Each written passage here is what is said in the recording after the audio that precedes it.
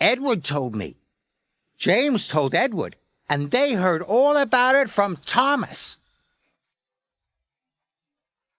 When Thomas arrived at Abbey Station, Sir Topham Hatt was there.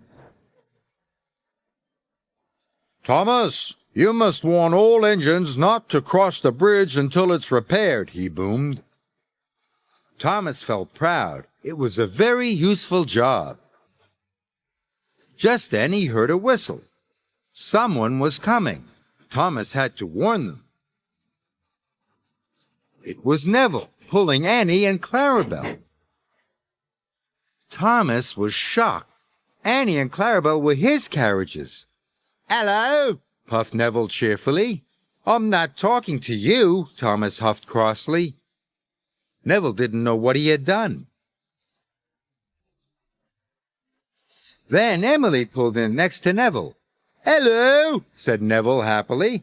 Emily let out a whoosh of steam. "It's no use trying to make friends with me. I know you're going to biff into all the steamies, just like Arion Bert told you to." Thomas was surprised, but the station master blew his whistle, and Neville puffed sadly away. "Where did you hear that Neville is going to biff into all the steamies?" Thomas asked Emily. "Don't you know?" Emily whistled. "Percy told me, Edward told Percy, James told Edward, and you told James," huffed Emily. "But I only said to James that I'd seen Neville with Arion Bert." Then Toby arrived. "Have you heard about Neville, the new engine?" he puffed. "Henry saw Arion Bert be horrible to him at the yards." Emily was shocked. Thomas couldn't believe it. Neville wasn't friends with the Diesels after all.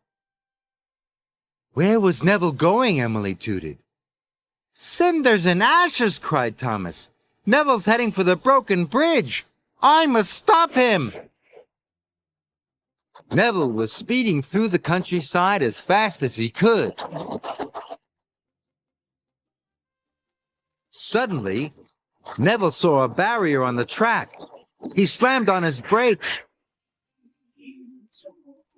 But it was too late.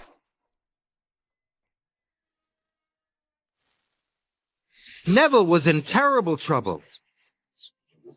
He was on the broken end of the bridge. Thomas knew it was all his fault. Suddenly, he had an idea. Thomas steamed slowly and carefully onto the bridge. He gently bumped Clarabel and was coupled up. Thomas was very scared. Slowly and steadily, he began to pull Neville back from the edge. The bridge made a creaking noise. Thomas knew he must hurry. He pulled as hard as he could, and with one big puff, he pulled Neville's wheels off the bridge. Thomas had done it. He had saved Neville and Annie and Clarabel. "Thank you," whistled Neville.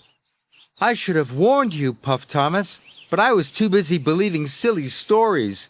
I thought you didn't like steamies, but now I know I was wrong."